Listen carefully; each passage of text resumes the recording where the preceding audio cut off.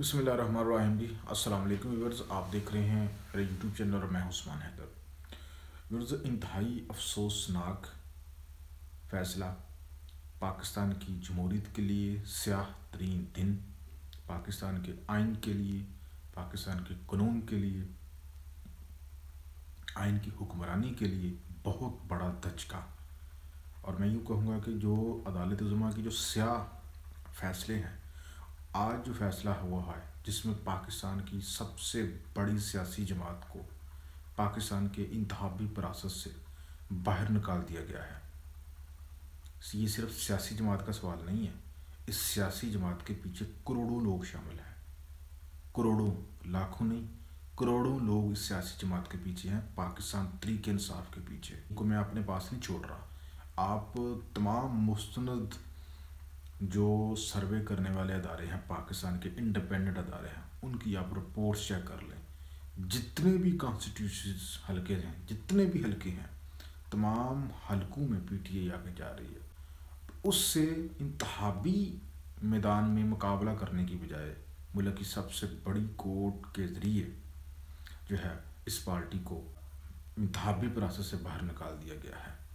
और अब ये पार्टी इंतखाबात नहीं लड़ सकेगी और उस हक से इसको महरूम कर दिया गया है जो हक पाकिस्तान का आइन देता है, पाकिस्तान का कानून देता है।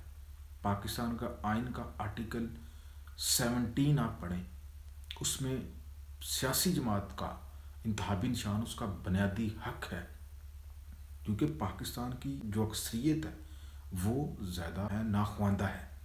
इस वजह से पाकिस्तान का आइन जो है सियासी जमातों को जो इजाज़त देता है कि वो इंतहाबी निशान जो है वो रखें। लेकिन हमने देखा कि मुल्क की एक अदालत ने, पेशावर हाई कोर्ट ने आइन और कानून के साथ, आइन और कानून के मुताबिक, किसी के दबाव में आए बगैर, किसी प्रेशर में आए बगैर, किसी मजबूरी के बगैर, किसी नज़रिया ज़रूरत के तहत सरेंडर किए बगैर, पेशावर हाई कोर्ट के डिविजनल बेंच ने और सिंगल बेंच ने ज़रूरतमंदाना फ़ैसला दिया और कहा कि जी आइनी हक है इस जमात का जो है वो बल्ले का निशान। लेकिन फिर जब मुल्क की सबसे बड़ी कोर्ट में ये मामला गया, और काजी कोर्ट में कहूँगा, मुल्क की बड़ी कोर्ट नहीं कहूँगा, काजी कोर्ट इसको मैं कहूँगा, और उसके जो रिमार्क्स थे इज़्ज़त माब जज साहब के, उससे महसूस हो रहा था कि पाकिस्तान तहरीक इंसाफ को यहाँ पे इंसाफ नहीं मिलने वाला है, फिर भी झूठे के घर तक हमें जाना चाहिए। तो निज़ाम को एंड तक नंगा करना चाहिए। अब सारी चीज़ें हमारे सामने खुल के आ चुकी हैं। मुल्क की सबसे बड़ी सियासी जमात जो कि 2018 में 2 करोड़ से ज़ायद वोट हासिल कर चुकी है और जिसका वज़ीर आज़म रहा है साबिक़ सरबराह इमरान खान, उस जमात को मुल्क के इंतखाबी प्रोसेस से बाहर निकाल देना, क्या क्रेडिबिलिटी रहेगी इस इंतखाबी सिस्टम की, क्या क्रेडिबिलिटी रहेगी इन अदारों की, इस निज़ाम इंसाफ के निज़ाम के अदारों की, क्या लोगों का इन अदारों के खिलाफ अदलिया है इसके ऊपर जो एतमाद है उसमें कमी होगी या इजाफा होगा?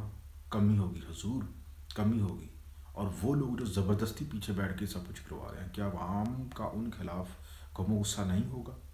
होगा। ये कुदरती अमर है।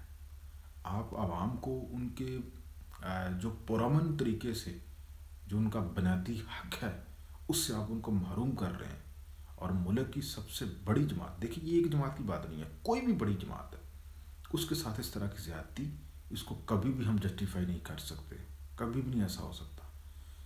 तो इसका मतलब ये होता है कि आप एक जमात जो कि पुरअमन जद्दोजहद के ज़रिए अपना किरदार अदा करना चाहती है मुल्क के इंतखाबी प्रोसेस में, मुल्क के आइनी प्रोसेस में, मुल्क की जमहूरियत में, उस जमात को आप ज़बरदस्ती को बाहर निकाल रहे हैं और उन जमातों को आप ला के इस कौम को मजबूर कर रहे हैं कि उन जमातों के साथ आप हो जाएं कि जो जमातें आपकी पसंदीदा हैं। सो बदकिस्मती से जो आपकी पसंदीदा जमातें हैं वो करप्ट हैं, अदालतों से प्रूवन करप्ट हैं। ये को मैं अपने पास से नहीं कह रहा। तो आप कहते हैं कि इनको पाकिस्तान की कौम जो है इनको सपोर्ट करे। दूसरी अहम बात आप समझें, पीटीआई को बल्ले के इंतखाबी निशान से महरूम किया गया है किस बुनियाद के ऊपर कि जी पार्टी के अंदर जमहूरियत नहीं है। आप मुझे ये बताएं, PMLN में जमहूरियत है जहाँ बाप, बेटी, चाचा, भतीजा, समधी सदारत के ऊपर बैठे हुए हैं, पार्टी के ऊपर बैठे हुए हैं और टिकट बहुत बांट रहे हैं। और एक इत्तलाह के मुताबिक नून लीग की पंजाब असम्बली में 35 टिकट जो हैं 35 खानदानों को दिए गए हैं। इतना बड़ा सूबा और उसके ऊपर ये 35 हलकों में, इसका मतलब ये वो 35 खानदानों की सिर्फ इजारादारी होगी। उस 35 हलकों में आप देखें कितनी आवाम आती है। तो आपको जमहूरियत जो है वो सिर्फ पीटीआई में नज़र नहीं आई। जो पीपल्स पार्टी है उसमें बाप जो है वो बेटे को वज़ीर आज़म मुंतब कर रहा है, बेटा बाप को सदारत के मनसब पर मुंतब कर रहा है। एएनपी की तरफ चले जाएँ जहाँ पे वली खान की चौथी नस्ल जो है एएनपी के ऊपर बैठी हुई है। जो फजल रहमान है उसकी पार्टी की तरफ चले जाएँ, मुफ्ती महमूद, फजल रहमान, असद महमूद, क्या उन जमातों की जमहूरियत है? आप ये झूठ बोलना बंद कर दें कौम के साथ कि आपने टेक्निकल बुनियादों पर उनको जो है वो मैदान से निकाला। असल बात यह है कि वो जीत रहा था, बल्ला जीत रहा था, पाकिस्तान भर से जीत रहा था और आपको ये डर था कि अगर वो जीत गया तो सारे निज़ाम को लपेट देगा, सब करप्टों को पकड़ के बाहर फेंक देगा। तो आपने ये खेल खेला है। चलें, ये वक्त भी गुजर जाएगा। अब पाकिस्तान तहरीक इंसाफ के पास आगे कौन से रास्ते बचे हैं, ये अहम सवाल है।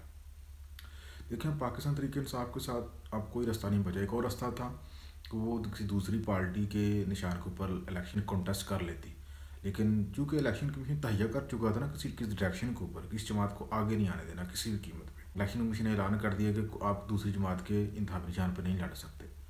तो मतलब ये साफ इनकार है, जो मतलब इस जमात को आगे नहीं आने देना किसी भी तरीके से। ये सारा लंदन प्लान है, उसके ऊपर अमल हो रहा है, मनोवन अमल हो रहा है उसके ऊपर। अब इसके पास आखिरी रास्ता ही बचा है कि इंडिपेंडेंटली जो है उम्मीदवार जाएं हलकों में और इंडिपेंडेंट होकर ये इलेक्शन लड़े।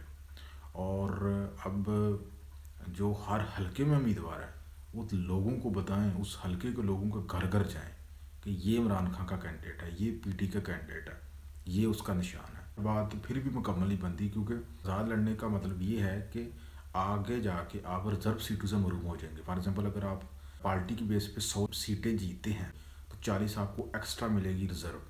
लेकिन यहाँ इस केस में अगर आप 100 जीतते हैं इंडिपेंडेंट तो 100 ही जीतेंगे। तो ऐसा करके जहाँ एक जमात को और करोड़ों पाकिस्तानियों को वोट के बुनियादी हक से महरूम किया जा रहा है, वही दूसरी तरफ करप्शन के दरवाजे खोले जा रहे हैं कि जब लोग इंडिपेंडेंट होकर इलेक्शन लड़ेंगे तो बाद में इनको खरीद लिया जाएगा। अब तो डराया धमकाया जाएगा, उठाया जाएगा, अगर फिर भी ना माने तो फिर इनको खरीदा जाएगा। तो ये आप एक तरफ करप्शन के दरवाजे भी खोल रहे हैं। इस बसीदा निज़ाम को बैसाखियाँ जो है वो फराहम की जा रही हैं और इसी निज़ाम को अनफॉर्चुनेटली हम लेकर आगे चलना चाहते हैं।